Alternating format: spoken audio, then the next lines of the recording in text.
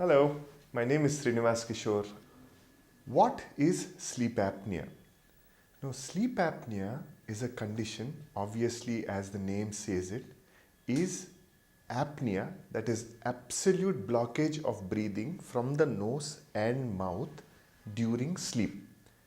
So, obviously, what is happening is that the person is sleeping restfully in his bed, in his comfortable bedroom. But his need for oxygen is there, so the lung is trying to pull the air through his nose, but because of multiple obstructions happening at the level of the nose or at the throat, or a combination of nose and throat together, is preventing air from going in from the nose and throat. Now, if for 10 seconds a person is not able to get air into his lungs from the nose and mouth, it is called an apnea. If it is happening in sleep, it is called sleep apnea. Now, apnea is of two kinds, central and obstructive. The most common one is obstructive. Like I said before, by some reason, some kind of an obstacle, there is no air going from the nose and mouth because the obstruction is preventing the oxygen from reaching the lung. This is called obstructive sleep apnea, which is one of the commonest causes of sleep apnea. Sleep apnea, unfortunately, is not there during the day. So any kind of investigation you do during the day is not helpful in identifying or in managing this particular problem. Now, question arises, why should we even deal with it? Now, there are two problems that come with it. One is what we call as a neurobehavioral consequences, and two, cardiopulmonary consequences.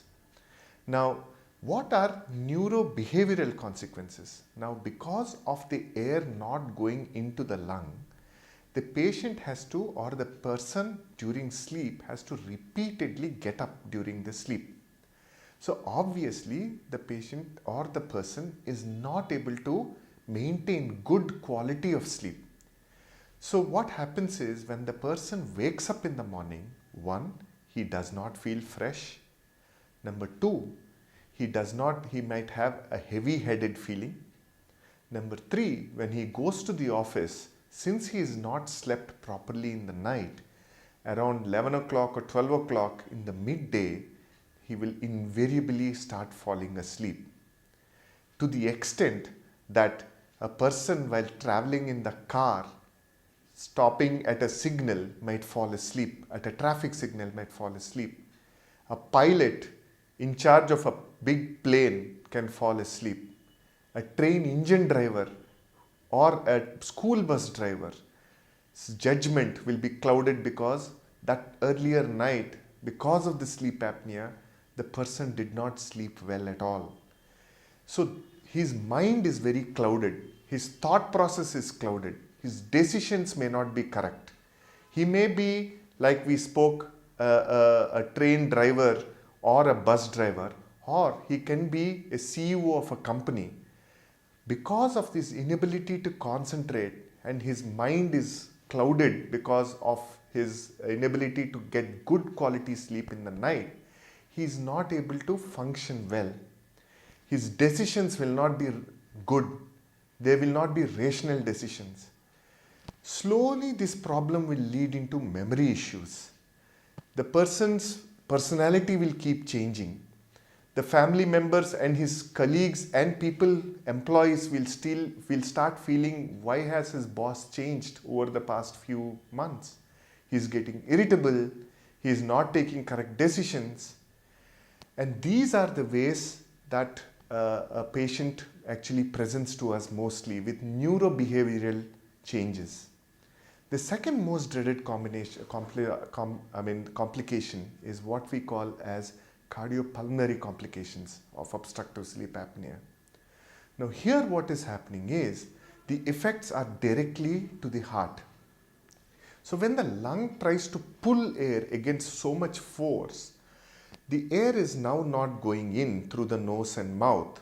So obviously there will be a lot of burden on the lung and a lot of burden on the heart. This will cause problems like sudden heart attacks in the middle of the night, hypertension. Even if a person is having BP which was under control earlier, now after the onset of this disease, his BP will become uncontrollable, even with 2, 3, 4 drugs.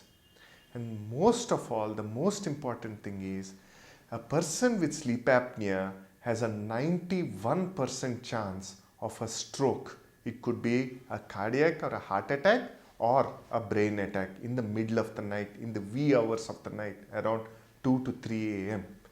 And that is the reason why sleep apnea, which presents to us as a simple snoring, which all of us used to joke upon, is actually a big problem. Such a big problem that the WHO has actually called it the disease of the century.